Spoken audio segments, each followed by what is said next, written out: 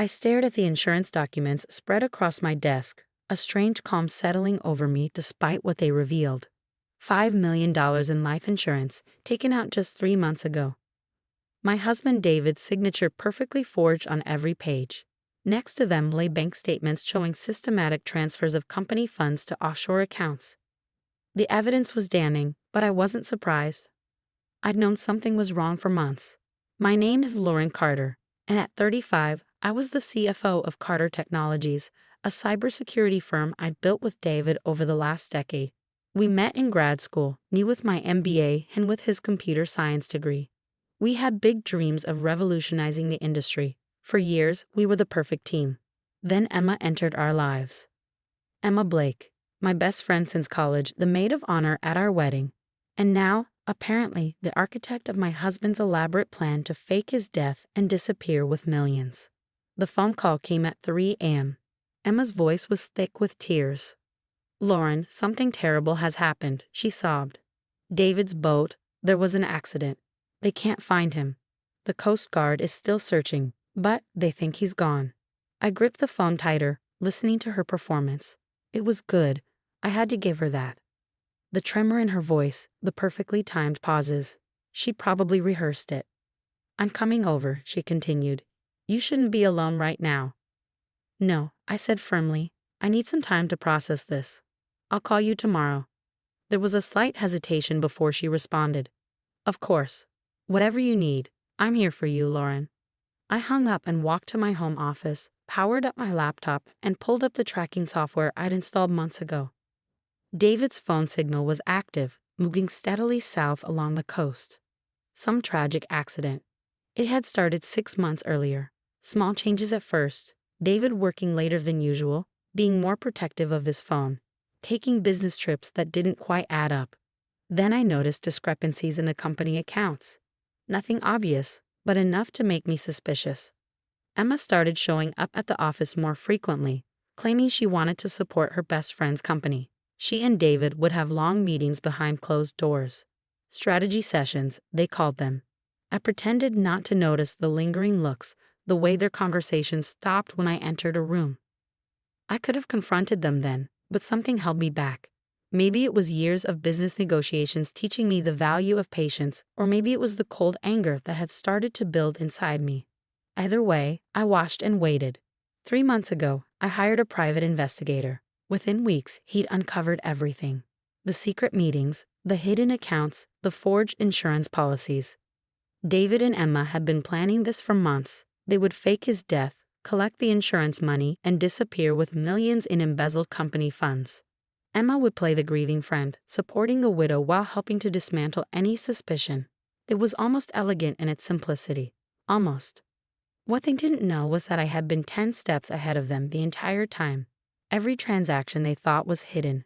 Every account they believed was secure. I had documentation for all of it. But more importantly, I had something they didn't expect. Patience. The morning after Emma's call, I began implementing my own plan. First, I contacted James Mitchell, my personal attorney and the only person who knew what was really happening. "Are you sure about this?" he asked when I laid out my strategy. "We have enough evidence to stop them now." "I'm sure," I replied, my voice steady. "Let them think they've won. Let them get comfortable. Then we'll show them exactly what happens when you underestimate me." James nodded slowly. "It's your call. But be careful, Warren. People who are capable of this level of betrayal are dangerous."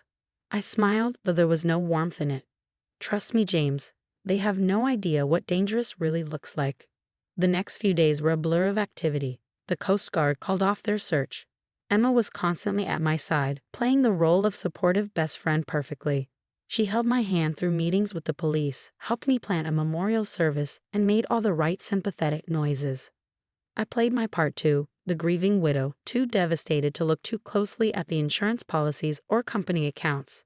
I let Emma handle the paperwork, watching as she tried to hide her satisfaction when everything went smoothly. The memorial service was a masterclass in deception. Emma stood beside me, gabbing at her eyes as she delivered a touching eulogy about David's brilliance and devotion.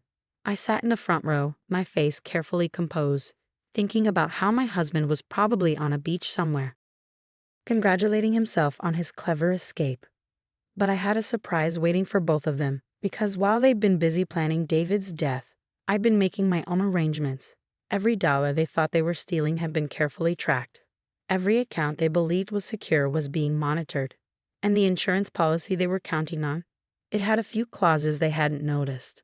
2 weeks after the memorial service, I sat in my office reviewing security footage from our Cayman Islands branch. David had been sloppy. His new passport might be fake, but his face was still his face. I watched as he entered the bank, Emma trailing behind him in an obvious disguise. They thought they were being clever. The insurance company had approved the claim with surprising speed, no doubt helped along by the forged Coast Guard reports Emma had submitted. $5 million would be deposited into my account within days. What they didn't know was that I'd already flagged the policy for fraud investigation. My phone buzzed. Emma calling again. She'd been checking in regularly, playing the concerned friend while also trying to gauge if I suspected anything. "Lauren," she said when I answered, her voice gentle. "How are you holding up?" "As well as can be expected," I replied, keeping my voice appropriately subdued. "Actually, I could use your help with something. The insurance money is coming through, and I'm not sure what to do with it all." There was a slight pause. I could almost see her trying to contain her excitement. "Of course, whatever you need. Why don't I come over tomorrow? We can go through everything together." "Perfect," I said. "Oh, and Emma, thank you for everything. I don't know what I'd do without you." After hanging up, I opened my laptop and sent a quick email to James. Everything was falling into place. The next morning, Emma arrived bright and early, armed with financial advice and fake sympathy. We sat at my dining room table, papers spread out between us. "I've been thinking," she said carefully, "maybe you should consider investing the money offshore. Diversify your assets." I nodded thoughtfully. "That's actually a good idea. I've heard the Cayman Islands are good for that sort of thing." Her hand trembled slightly as she reached for her coffee. "Yes, I've heard that too." "Funny story," I continued casually. "Our Cayman Islands branch had some interesting visitors last week. Would you like to see?" Before she could respond, I slid my tablet across the table. The security footage played clearly. David and Emma entering the bank, their pathetic attempts at disguise doing nothing to hide their identities. The color drained from her face. "Lauren, I can explain." "Can you?" I cut her off, my voice ice cold. "Can you explain why my supposedly dead husband is very much alive and accessing company accounts of my best friend? Can you explain the forged insurance documents, the embezzled funds? Please, Emma, I'm curious to hear how you'll spin this." She stood up so quickly her chair toppled backward. "You don't understand. David and I love each other." I finished for her. "How romantic. Planning to fake his death, steal millions, and run away together. Like something out of a movie." "He was unhappy," she said desperately. "We didn't mean to hurt you." I laughed, the sound sharp and humorless. "You didn't mean to hurt me. You've been systematically stealing from the company I built. You helped my husband fake his death. You've been lying to my face for months, but please tell me more about how you didn't mean to hurt me." Emma backed away, her eyes darting toward the door. "What are you going to do?" I stood slowly, smoothing my skirt. "Right now." "Nothing. You're going to walk out that door and call David. Tell him everything's fine. Tell him I'm still a grieving widow, completely in the dark. And then you're both going to learn exactly what happens when you cross me." "Lauren, please. Get out," I said quietly. "And Emma, enjoy your time with David while you can. It won't last long." She fled, leaving her papers scattered across the table. I sat back down, pulled out my phone, and dialed James. "It's done," I said when he answered. "She'll warn David, and I'll try to move the money. Are we ready?" "Everything's in place," he confirmed. "The moment they try to access those accounts, it'll trigger the investigation. The FBI is already interested. Apparently, David's been involved in more than just embezzlement. They've linked him to a major cybercrime ring." I smiled. Of course he was. David had always been greedy. It was one of the first things that attracted me to him in business school. That same greed would be his downfall. The next few days were a waiting game. I knew they'd try to empty the accounts quickly now that Emma knew I was onto them. So I waited, tracking their increasingly panicked attempts to access the money they thought was safely hidden. 3 days after my confrontation with Emma, everything imploded. The FBI raided their hideout in the Cayman Islands, acting on the evidence I provided through James. The look on David's face in the arrest photos was priceless. Complete shock mixed with dawning realization. He finally understood who he'd been up against. Emma tried to run but didn't make it far. They caught her at the airport, still carrying documents that implicated her in the fraud. But that wasn't even the best part. The cybercrime investigation revealed something neither of them had anticipated. David hadn't just been stealing from our company. He'd been selling classified information to competitors. The FBI had been watching him for months, building a case that would now be strengthened by the evidence of insurance fraud and faked death. I sat in my office, watching the news coverage of their arrests. My phone was buzzing constantly, reporters wanting comments, business associates expressing shock and support. I ignored them all, focusing instead on the email from James. "They're both looking at significant prison time," he wrote. "The FBI is particularly interested in David's cybercrime connections. Emma's trying to cut a deal, offering to testify against him. Thought you'd appreciate the irony." I did appreciate it. Their perfect plan, their dream of running away together with millions, had crumbled. And the best part? I hadn't just caught them, I destroyed them completely. The company stock actually rose when the news broke. My quick action in uncovering the fraud and cooperating with authorities had impressed our investors. Carter Technologies wasn't just surviving, it was thriving. A month after their arrests, I received a letter from David in prison. His handwriting was shaky, his words desperate. "Lauren, please," he wrote. "You have to help me. I know I made a mistake, but everything I did was for us, for the company. Emma meant nothing. It was all part of the plan. You're my wife. We built this together." I shredded the letter without finishing it. The next day, I filed for divorce. Emma tried to contact me too, through her lawyer. She wanted to apologize, to explain herself. I sent back a simple message: "Save it for your sentencing hearing."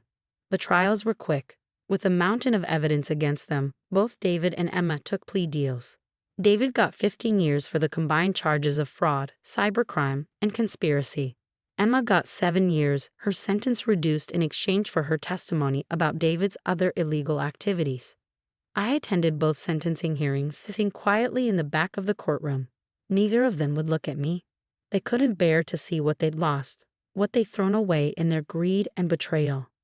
1 year later, I stood at the podium of a cybersecurity conference, delivering the keynote speech. Carter Technologies had expanded, our reputation stronger than ever. I was being hailed as a pioneer in the industry, not just for our technological innovations, but for my handling of the crisis.